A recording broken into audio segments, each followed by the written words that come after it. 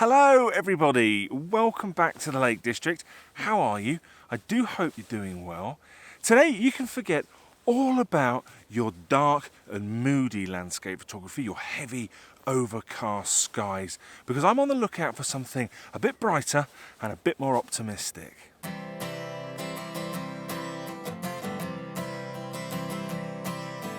Today is the 2nd of April, it's actually Good Friday, and this is the first time this year that I ventured into the national park. We've been in lockdown here in the UK since the beginning of the year, and so I've been restricting my photography to the parish where I live. I've been sticking to the Shap rural parish. Now that does include a little bit of the Lake District National Park, particularly some of the hills overlooking the Haweswater Reservoir. But today is the first time I've actually sort of jumped in the car and driven into the national park, and I've come to Glenridding Dodd, which is a small hill just overlooking the village of Glenridding, sitting here on the banks of Ullswater.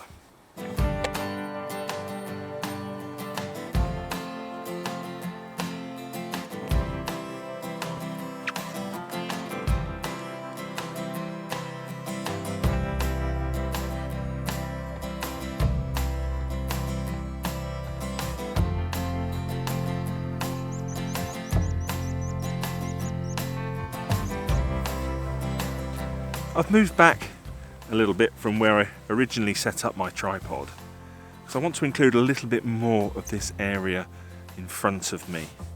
Got quite a nice little composition set up here.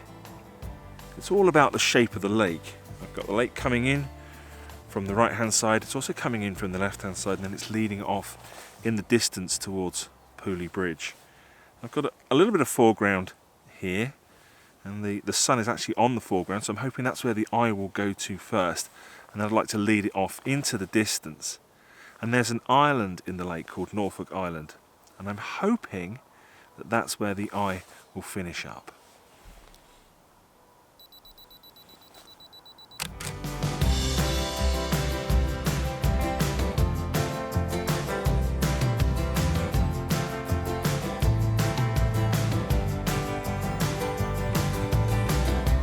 Clearly, I'm a bit out of practice with this video malarkey, because yesterday I completely forgot to mention what I'm actually trying to achieve this weekend. More on that in a minute, but first, today's location, Latterbarrow, with its great big stone obelisk-y thing.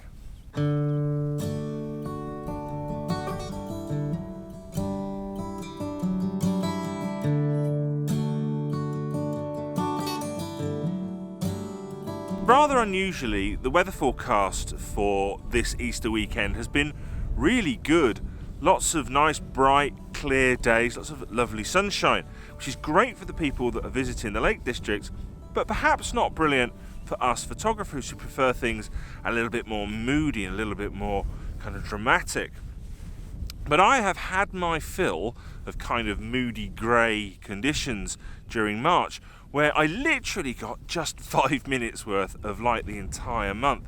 The rest of the time conditions were very dreary, I had no light at all. So I wanted to use this weekend as an opportunity to come out and get something a bit brighter and a bit more optimistic. So this is Latterbarrow. This is a small hill overlooking Windermere, and on the top of it is this great big stone cairn, and that's going to be my subject for today's photograph. I'm stood quite a long way away from it, I guess maybe as much as 35 meters away from it, something like that, and that's allowing me to use a longer focal length. I'm actually shooting with my 24-70 today, and I'm right at 70mm, and what that's allowing me to do is to pull that background a lot closer. If I were to get right up close to the cairn and shoot with a wide angle lens, that would push that background well away from the camera, and I actually want it to be a bit more of a feature for this shot. So yeah, all we've got to do now is wait for the sun to come up.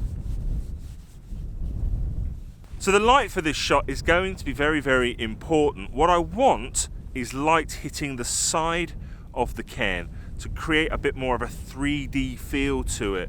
What will happen is we'll have one side of the cairn will be light and one side of the cairn will be dark. If we shoot with the light behind it, that will put the cairn completely in silhouette and we'll lose all of the detail in the stones. If we have the light directly behind us, that will create very flat light. We won't get much texture at all. But if it comes in from the side, that creates shadows, and that's what creates the detail. So that's what we're going for. Now, at this time of year, the sun is rising pretty much due east. And so what I tend to do is look for compositions looking either due north or due south. Sunrise is about now, but it's going to take a few minutes for the sun to get above the mountains and the inevitable bank of cloud that we've got on the horizon. I've got the camera set up, and it's just as well, because once that sun's up, I'm going to need to move pretty quickly. As the sun gets higher and higher and higher, the light will get harsher and harsher and harsher, and what I want is that lovely soft light that we get just as the sun peaks over the top of the hills. Here it comes, we're nearly there now. One quick thing to mention before I take the shot is the polarizer. When you've got the sun off to the side like this, it does have a big impact on your polarizer, so you just need to be careful. As you see, if I spin this, it does make a big difference to the sky. I don't like it too dark, and so I'm going to back my polarizer right off.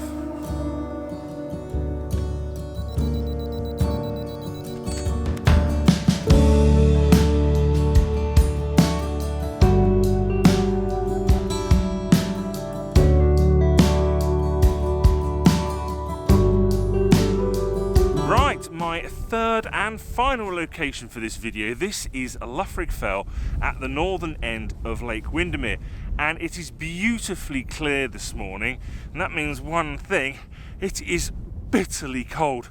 I estimate it's about -4, -5 up here today. Absolutely freezing.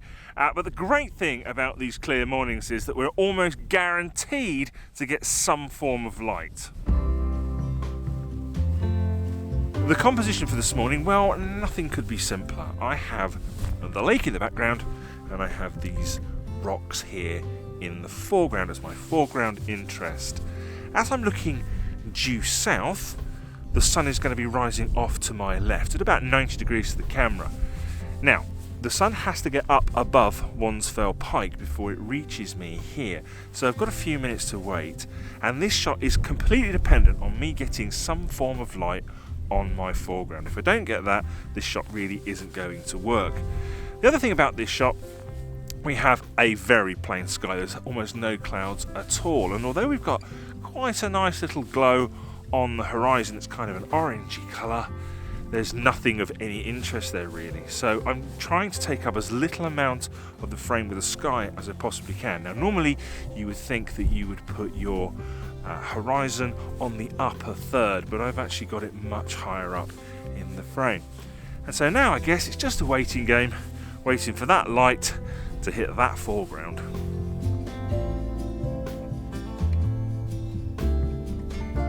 Things are starting to happen now. We've got light on the hills to the west, so it's only going to be a matter of time before that sun gets up high enough and hits me here. As I look round, I can see that there's light all on the hills all around me. It's just where I am, it hasn't got to me yet.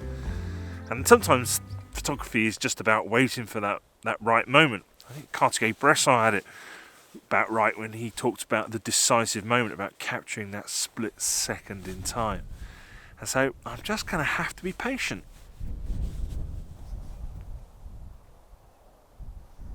Finally, that light has reached us. It's now 7:15. It's a full 45 minutes after sunrise.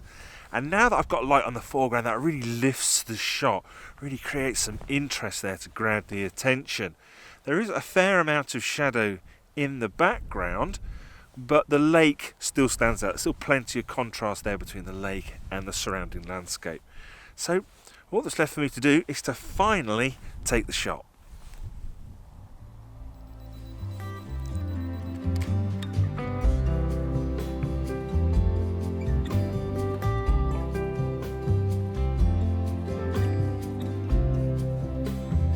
I have thoroughly enjoyed the last few mornings. It's been a very different experience for me. I wouldn't normally shoot in these conditions. I would normally wait for sort of overcast skies.